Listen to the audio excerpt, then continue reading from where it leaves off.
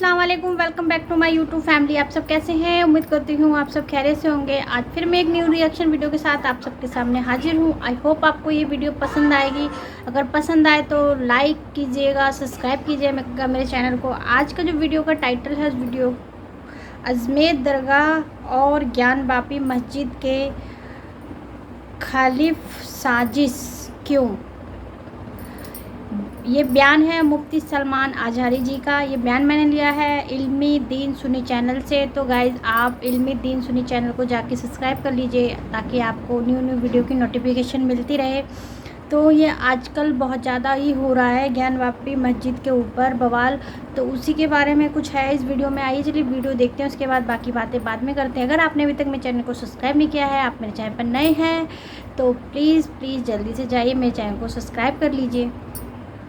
अल्लाह हमारे साथ है। अगर तुम हो सकता है ये पूछोगे अल्लाह हमारे साथ है तो ये मस्जिदों का हाल ऐसा क्यों है, ये हमारी खानकाहें बर्बाद क्यों हो रही हैं, ये मुसलमान बच्चों का कत्लेआम क्यों हो रहा है, हमारी बच्चियों का हिजाब और ये अजान, ये कलमे, ये नमाजें, ये सलाम, ये हुजूर की ज़ात खतरे में क्यों है, निशाने पर क्यों है। तुम अगर ये सवाल करते हो तो मैं जवाब में इतना ही कहूंगा, कुछ तो शामत आमाल है, कुछ तो शामत आमाल है। हमारे बिगड़े हुए, हमारे भटके हुए नौजवान और हमारे मुआशरे की ये बुरे आमाल, कुछ तो ये सबब है, लेकिन कुछ तो रब ताला की मसलहतें भी हैं जिसको हम अपने अंदाज में यूं कहते हैं, कुछ देर की खामोशी है फिर शोर आएगा, कुछ देर की खामोशी है फिर शोर आएगा।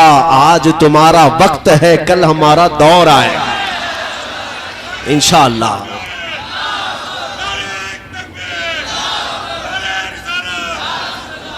मेरे अजीजों, इकबाल ने यह भी कहा था, जरा नम हो तो बड़ी जरखेज है ये मिट्टी। किसके लिए कहा है? इसी तबके के लिए कहा है। नौजवानों, तुम्हारे पास फौलादी ताकतें हैं, तुमने अपने आप को आज तक महसूस नहीं किया। तुमने ऐरे गैरे नत्थु खेरे की इक्तिदा में अपने आप को बर्बाद कर लिया, तुमने आइडियल किसी और को बना लिया।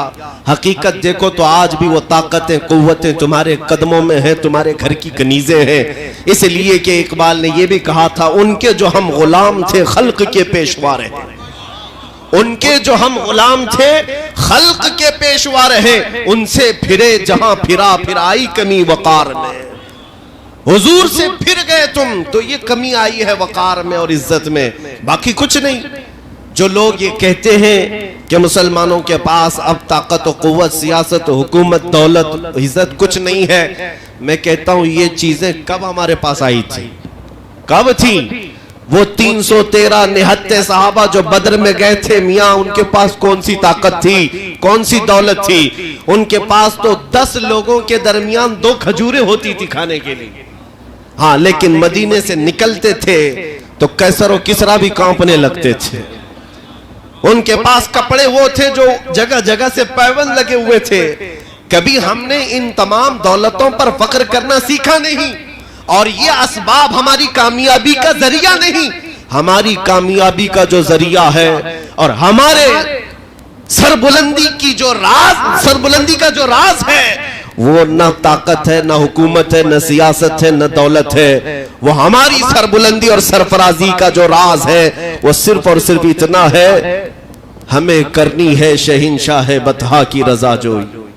वो अपने हो गए तो रहमते परवरदिगार अपनी। मेरे अजीजों, आज मैं दावत यही देने आया हूं नौजवानों को। कुरान तुम्हारे मुतालिक ये कहता है, कुंतुम खैर उम्मतिन, तुम सबसे बेहतरीन उम्मत हो तमाम इंसानों में। तुम लोगों को अच्छाई का हुक्म देते हो, बुराइयों से रोकते हो, और अल्लाह पर बगैर देखे ईमान लाते हो। तुम्हारी ये खुसूसियत है, दुनिया की कौमों से तुम्हारी तुलना नहीं की जा सकती, दूसरे तमाम लोगों से तुमको कंपेयर नहीं किया जा सकता। इसलिए कभी भी अपने आप को दूसरों के साथ कंपेयर मत करो कि फलां कम्युनिटी वाले कारों में घूम रहे हैं, फलां के पास बड़े बड़े बंगले हैं, उस कौम को देखो पैसों की रेल पेल है। तुम अपने आप को उनसे कंपेयर क्यों करते हो? तुम्हें पता नहीं तुम्हारे पास क्या है? उनके पास दुनिया की गाड़ी, बंगले, घोड़े सब होंगे, लेकिन ऐ नादानो, उनके पास मदीने का ताजदार नहीं है। अगर वो आमीना का लाल किसी के सीने में बसता है तो हम गरीबों के सीने में बसता है। हम गरीबों के सीने में है, ये सबसे बड़ी दौलत तुम्हारे पास है। और रब्बे जुल जलाल की बारगाह में जब लौट करके जाना है तो वहां तो इज्जत किसकी होगी वो देखी जाने वाली है, न मर्सिडीज वाले की न ऑडी वाले की, बल्कि कयामत के दिन इज्जत उसी की होगी जिसके हाथ में दामन मेरे मुस्तफा का होगा।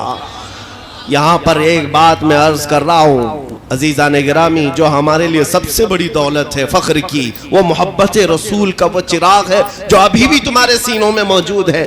मैं नाउम्मीद नहीं हूं, मैं नाउम्मीद नहीं हूं और ना ही मैं एहसासात को मारने वाला आदमी, बल्कि मैं जानता हूं आज भी हमारी कौम, मैंने हिंदुस्तान के चप्पे चप्पे में दौरे करके देख लिया हमारे नौजवानों के मुतालिक या मुसलमानों के मुतालिक, कुछ बातें तो हैं ये बिगड़े हुए हैं, हालात के मारे हुए हैं, फैशन ज़दा हो गए, नमाजों से दूर हैं, कुछ नेकियों से भी दूर हैं। लेकिन मैंने चीज महसूस की है, गुनहगार तो हो गए हैं लेकिन गद्दार नहीं हुए। गुनहगार तो हो गए लेकिन गद्दार नहीं हुए। गुनहगार की बख्शिश है, गद्दार की बख्शिश नहीं है। इसीलिए अब हमारी उम्मीदें जागी हुई हैं कि गद्दार नहीं हुए। इसकी सबसे बड़ी अलामत यह है कि इधर कोई हुजूर का नाम लेता है, बगैर किसी हुक्म के लोग अंगूठों को चूम लेते हैं, आंखों से लगा लेते हैं। तुम्हें किसने कहा हुजूर के नाम को चूम कर आंखों से लगाओ? इधर अशहदु अन्ना मुहम्मदर रसूलुल्लाह कहा जाता है।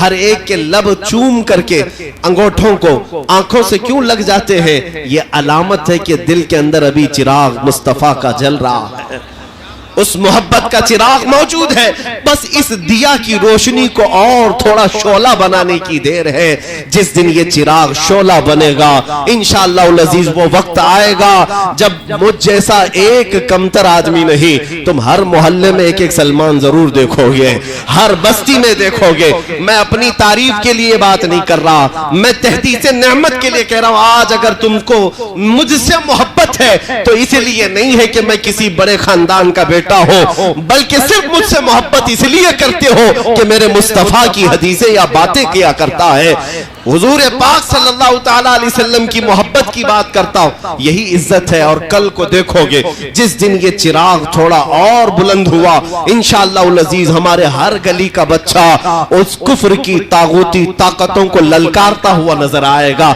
इंशाअल्लाह अज़ीज वो दिन आना है जिसको इकबाल ने कहा था कि निकल करके सहरा से जिसने उलट दिया था तख्ते रोमा को, सुना है कुदसियों से मैंने कि वो शेर फिर होशियार होगा, वो शेर फिर होशियार होगा। अब वो वक्त आने वाला है, थोड़ी आजमाइशें जरूर होंगी, लेकिन तुम्हें अपना इत्तेहाद, अपनी यूनिटी, अपना इत्तेफाक बरकरार रखने की जरूरत है। उलमा के माबैन इख्तिलाफात जिस दिन खत्म हो जाएं, ये ताकत इस कदर मजबूत हो जाएगी कि इसका अंदाजा नहीं कर सकेंगे, इसका अंदाजा नहीं कर सकते। आपको पता है अल्लाह तबारक व तआला ने अपने हबीब सल्लल्लाहु अलैहि वसल्लम को एक खुसूसियत अता की। खुद मेरे आका फरमाते हैं नुसिरतु बिर्रुअबी, अल्लाह ताला ने मुझे रौब के जरिए से मदद किया है। रौब क्या है? दुश्मनों पर उनका खौफ, दुश्मनों के दिलों पर हुजूर का खौफ। कितनी दूर से? हदीस में 500 मील दूर अगर दुश्मन है वहीं से हुजूर के नाम से खौफ से कांपने लगता है। यह अल्लाह ताला की तरफ से दिया हुआ रौब। और बुजुर्गान दीन फरमाते हैं रसूल पाक सल्लल्लाहु ताला अलैहि वसल्लम की बरकत से अल्लाह ने उनकी उम्मत को भी ये रौब अता किया है। उनकी उम्मत के उलमा, मशाइख और उम्मत के मुत्तकीन को ये रौब मिला है। और चाहे वो दसियों की तादाद में कि सैकड़ों की तादाद में, अल्लाह ने तुम्हें रौब के जरिए मदद फरमाया। रौब तुम्हारा मौजूद है, खौफ है, मौजूद है। आज मुझे ये बात समझ में नहीं आती। आज एक हैरत की बात है, हमारा मुल्क अजीज, हम तो यहाँ पर पैदाइशी हैं, आंखें यहीं खोलें, बचपन से देख रहे हैं, हमसे बड़े भी बुजुर्ग यहाँ बैठे हैं। कई नशेब व फराज इन्होंने अपनी जिंदगियों में देखे होंगे। आजादी के वक्त के भी लोग मौजूद हैं, उसके बाद के भी लोग मौजूद हैं। जमाने में कुछ सख्तियां, कुछ नरमियां आती जाती रही, लेकिन अभी पिछले चंद सालों से एक ट्रेंड जो चला हुआ है, ऐसा लगता है कि हिंदुस्तान में सिर्फ मुसलमान ही है और कुछ नहीं है। सारे मीडिया चैनल में सिर्फ मुसलमान ही है। कभी कभार ये सुनकर फख्र भी होता है कि अल्हम्दुलिल्लाह हमारा ही हमारा है। जिक्र जहां देखो हमारा ही हमारा है। 24 घंटे उनके पास टॉपिक कुछ नहीं, अजान ही अजान है, बुरका ही बुरका है, हलाल गोश्त है। पता नहीं इन तमाम डिबेट्स और टॉपिक्स पे कितने ऐसे लोग जो कभी करीब से सुने नहीं थे वो भी सुन करके इंशाअल्लाह अजीज इस्लाम के करीब आएंगे। इसीलिए मैं कहता हूं अभी हमारी मुंबई की सरजमीन से एक कागजी शेर, कागज के शेर बहुत सारे होते, मौसम में उतरते और चैलेंज करने लगे कि हम अजानों को अगर इसी तरह से होती रही तो मस्जिदों के बाहर आएंगे और हमारे पाठ पढ़ेंगे और हनुमान चालीसा करेंगे। ये सिर्फ और सिर्फ भड़काने के लिए, चंद लोगों को वरगलाने के लिए। इन कागजी शेरों से मैंने कहा मुसलमानों डरने की जरूरत नहीं। मैंने जवाब में सिर्फ इतना ही कहा, आपको पढ़ना है शौक से आओ, 5 मरतबा आओ हमारी मस्जिद के पास, हम अजान देंगे, तुमको पढ़ना है, अपना पाठ पढ़ना, अपना संगीत, अपना गीत गाना है, मस्जिद के बाहर आओ, देखते हैं पाबंदी कौन करता है। मियाँ नमाज पढ़ना ये सबके बस की बात नहीं, इन औकात की पाबंदी करना ये सबके बस की बात नहीं। बहरहाल आप तो जाओ, आ जाओ, पाठ पढ़ोगे, संगीत पढ़ोगे, जो कुछ करना है करो। मेरा ये विजदान कहता है चंद दिन तुम अजान सुनोगे फिर तुम्हारी भी जुबान से अल्लाहू अकबर निकलने लगेगा।